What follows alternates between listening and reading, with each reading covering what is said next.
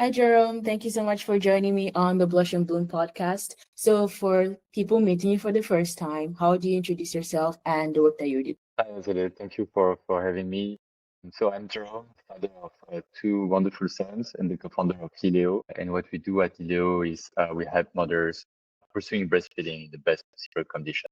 So, could you talk a bit more about what you do at Lileo? Yes, of course. So what we the solution that we developed for mothers, it's a subscription-based solution that includes our innovative breast pump that goes together with a lactation app that provides expert guidance to mothers. And so it's really an awesome breast pump that helps mothers to pursue breastfeeding together with a service aspect so they feel supported. Before founding Lileo or co-founding Lileo with your co-founder, you worked in investment and consulting. Are there any lessons from this field that have helped you navigate the ups and downs of building a startup? Yes, I think structure and methodology. And so being methodical, having assumption, testing them, talking to people to understand. I think that helps in the entrepreneurial journey. Now that being said, I think you only learn being an entrepreneur by being an entrepreneur. I really felt,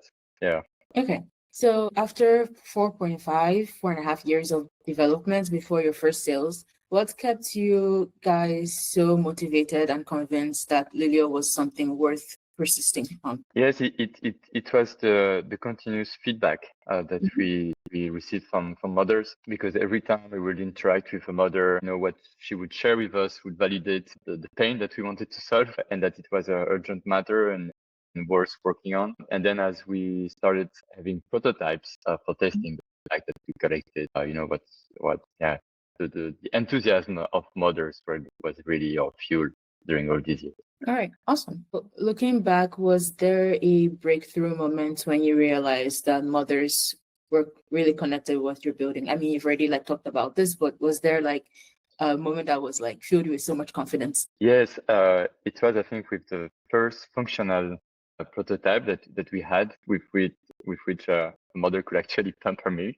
And it was an ugly, big shoebox with ugly buttons, but it was working. The technology inside was working, and we had one of the testing mothers who wanted to keep it over the breast pump she had before, and we thought, okay, if she wants to keep it as it is, despite it being such a big shoebox, then we must touch on something. Okay, that's very interesting. So Lileo combines hardware innovation with the service model. So what makes building in maternal health so different from building in different sectors? I don't know about the other sectors, but what I think is this early motherhood journey is special. It's an intense period for mothers, and I think it's not enough to have a good product that serves mothers. You need to connect to what she's experiencing, and it goes beyond the interaction she has with your solution. And so I think in that respect, the service component is really key. They should feel supported. Otherwise, you are bringing only one part of the puzzle. You've built several prototypes and tested them with over 160 mothers, which is so impressive. So were there any conversations that you had while testing out those products that no market report could ever teach you? Yeah, of course. So the first thing is we had mothers testing existing solutions in the market. And so what we found out is that some breast pumps would work for certain mothers, but not others. So certain breast pumps would be efficient or comfortable for one mother, but not the other. So that's one thing. And then the second thing is we saw many mothers choosing all-in-one wearable breast pumps because that's how they want it to look like, but complaining about the efficiency of it and falling back on big hospital breast pumps. And so that those were like the big clues driving what solution we wanted to bring to mothers, and then countless details about how it should be, so it makes it easier for the mothers on everyday basis. The next question I have for you is about the timeline. It took 4.5 years for you to be able to build out the product, test it a couple of times until you found something that actually works. So and then also getting women to be able to adopt this tool. I wonder how was that getting women who are willing to try out all these tools? Was there any issue with the adoption part, or they were all just happy to be there and willing to test out? No, it was really easy to have adopters, to have testers, because they are feeling the pain. They are unhappy with what they are using today, and so when we come to them with something new that possibly solves the problem, some mothers are using those devices 8 times 30 minutes a day. Would you use something that hurts or that you are unhappy with for that long period of time? Something on your breast with your baby. So no, really, it took us a long time because it's a complex device to develop that requires different fields of expertise in engineering and funding. That's why it took us. Okay. And what advice would you have for somebody who is, say, building? It may not necessarily be in the same maternal field, but it's something that requires a bit of time to test. And what lessons from your experience with taking so much time to test and test over and over and then finally finding the product? What advice would you have for somebody who's going through the same thing? I think is to have a clear view on what you need to test, what the assumptions that you have about the solution that you're bringing to mothers, and have a plan for testing that. And you should decide what is a successful result or not. That helps you move on to the next phase and not, circling around on the first step. Okay. And I have a sort of a follow-up question to that, because you mentor early stage ventures as well, which is really cool. What advice would you find yourself giving a first-time FemTech founder who is in this space? What advice would you give them based on your experience so far? I think it's really keep women at the center of the whole journey and the whole methodology. They know best. I think, yeah, we've seen so many products that would obviously have not been designed with the mothers in the loop. And your team, you launched a podcast recently, which is really, really awesome, to talk about what women are facing, especially mothers. So why is storytelling an important part of your journey? Why start a podcast? Yes, we when talking to mothers and health professionals, we saw that there are many myths around breastfeeding, misconceptions or things that are unknown. But if known by the mothers, could change their breastfeeding journey. And so that's why we wanted to make that podcast, is to bring health professionals, give them the voice so that they can debunk those myths, and have also mothers sharing their experiences. So other mothers listening to the podcast feel less alone. Okay. Thank you so much for sharing that. So Belgium has been building a strong startup ecosystem. Awesome.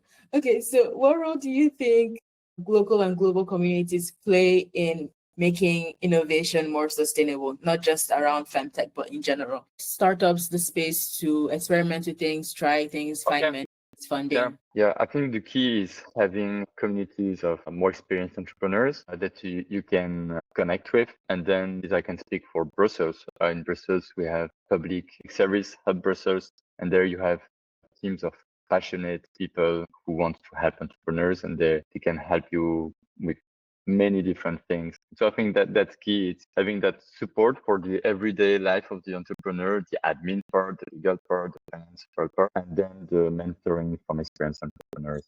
Lileo was recognized as Sifted's 30 FemTech startups to watch list, which is awesome. Congratulations. Has that visibility supported with the growth of Lileo? Yes. Not so much towards mothers, customers, but more towards potential investors. So we have that complex product that requires development, and so we need funding. And to convince investors, well, you need to work on several fronts, and one of them is it's social proof. So yeah, that helps. How has it been being a man building in FemTech? Yeah, it's good to ask this question. When I started out, so the first weeks when I started, I really had doubts about whether I am the right person to do that. And so, but I started interviewing mothers, asking them what they go through, and they really open up to me, talking about the challenges. And sometimes, it's an intimate topic. And as they were opening up to me, in fact, being happy of having someone taking care of these problems, I felt at the right place. So yes, so far it's going okay. Yeah. And then in terms of funding, well, sometimes depending on the profile of the investors, he would question it should be a woman and so on. But I think if you have the right approach, the right methodology, you put the user, the mothers, at the center of the whole process. It doesn't matter. Okay, one more question, and I won't bring up your gender anymore. You can. I'm happy. It's a fascinating topic. There are so many examples. One of the most renowned gynecologists in the world is a man. So I think it really boils down to the intention and how you do things. Yeah, that's true. Okay, so what advice would you have for, let's say there's another man who is interested in FemTech and would like to support the whole movement as it is? What advice would you have for him if he'd like to go into it, but maybe he's feeling a bit awkward about it? Because I think there's this thing where it's like it's women's health, so it's supposed to be built only by women, which I don't think so. So what advice would you have for that kind of person? I think it's openly asking women if they feel comfortable, about him, because it's one thing to lead the startup and build it up, but then it's another thing going, being next to the mother, testing your product. You need to think about that part, and I think the best way to clear your doubts is to directly ask women about it. Okay, awesome. So let's say like there's a mother who is listening to this podcast. What would you like to say to her? Aside trying Lileo, of course. What? I mean, that's like the most obvious response to this question. Yeah, of course, trying Leo. I think it's many people we have advice or opinions on how things should be, and in the end, I believe your mother should trust themselves, and I think what is key is if there is help out there that is available. There are reliable sources of information that you can access to have the right answers to your questions. Okay. So I could be wrong, but from what I understood, you're not necessarily coming from a medical background into this. So I think there are several founders as well who may have different backgrounds, maybe business background or an engineering background like you have. So what would you tell such a person who wants to build in the women's health space from your experience? Yeah, I think you need to get into it. So even if you are not a subject matter expert, you need to educate yourself on the topic. I think I came to a point where I know more about breast pumps that most health professionals. I disassembled them. I evaluated the technology, and so I think yes, educate yourself on the topic, like deep, and then talk to health professionals, and surround yourself. So for us, throughout the whole development process, we involved health professionals and lactation experts to educate the prototyping and the development process. And you should not, that it's even forbidden by law. You cannot make medical claims without serious grounds. You can get into serious trouble. That makes sense. Thank you for sharing that. So we are headed towards the end of the podcast, actually. This happened very, very fast. So what's next for Lileo? Are there any projects that you're excited about right now? Yes, so we're going through that industrialization phase because today we are still assembling the breast pumps in the office here ourselves. And so for us, it's a turning point where we go from being able to service a limited number of mothers to no limits, hopefully. And so, yes, being able to service more mothers in the coming months, that's really awesome. Okay, another question from the top of my head. I am still baffled by being able to test out the product for 4.5 years until you finally found the right thing, which is so incredible.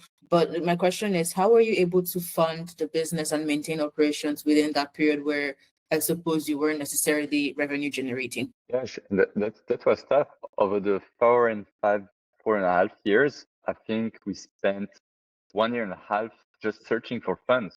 So we were able to raise private funding from investors, business angels, and then we could secure also subsidies and grants from the rich, and that really helped a lot. Okay, awesome. Thank you for sharing that. And another question I have for you. So you have this very business, I could be wrong, but I think you have like a very businessy background. So how has that, like you mentioned earlier that it helped you with like setting up structures. I was wondering if you could like talk a bit more about that. Like what kind of structures are we talking about? Like did this help you understand better how to deal with like the legal side of things? Like you have more context, or like how generally a business should work? Yes, I think in that sense it helps. And so, I know that, for instance, for certain documents, for instance, if you work with an important supplier for your product, well, you need a legal contract, and for that, it's worth spending some money on a very good lawyer. For instance, the structure, the methodology, well, we really built a roadmap. We need to test this because this is the highest risk in the device, and so we need to clear that out before moving to the rest. And once we've cleared that, then we move to the next step. And this is how we're going to test. We will ask 20 different mothers to test that specific feature. And once it's validated, okay, we have that feature, we can move on to the next, and so on. And so I think it's having that structure, being testing driven, I think that helps. And then the general business knowledge, yes, I think also it Good, that makes sense. Thank you. Okay. And one more final question from the top of my head. So, oh no, it flew away. Okay. What's your favorite part about working on Lileo? I think it's getting the feedback from mothers. So the breast pump is wearable, so you can we designed it such as it can be worn as a handbag. But that was a feedback from mothers that we got. I remember the early prototypes we had like brick shape. It was just a brick to test how would the mother wear that shape, and mother suggested to wear it as a handbag. Okay, but back then we only had a brick, and then when we had our first devices and customers. And I remember I delivered the device to mother. I was at her place, and she immediately took the strap, started pumping on milk and walking around with it. And so that, yes, it brings happiness to see that the process pays off, and that this mother can enjoy some more freedom while pumping. Awesome. Okay. Thank you so much for sharing that. And final two questions for you, which is, I think this is basically my favorite question in the entire podcast. Maybe I should introduce another one. But what would you tell 15-year-old you? Keep on doing what you do. Yeah, I think 15 years old. Keep on working. Keep on enjoying life. Maybe don't be too much bothered by your issues that you have. At that time, the teenager period. Yeah, I think it's a period of my life where sport shaped me in a big way. And so judo. Oh, I would tell my 15-year-old me continue judo. Yeah, it helps. all right. Awesome. All right. So final question is, where is the best place for listeners to connect with you and follow your work? So Instagram, I think I would say Instagram. And then maybe more startup related updates, that would be on LinkedIn. The best way is to connect with me or following Lileo on LinkedIn. All right. Awesome. I will include links in the show notes and the description. Thank you so much, Jerome. It's been wonderful having you on the podcast. Thank you for the discussion.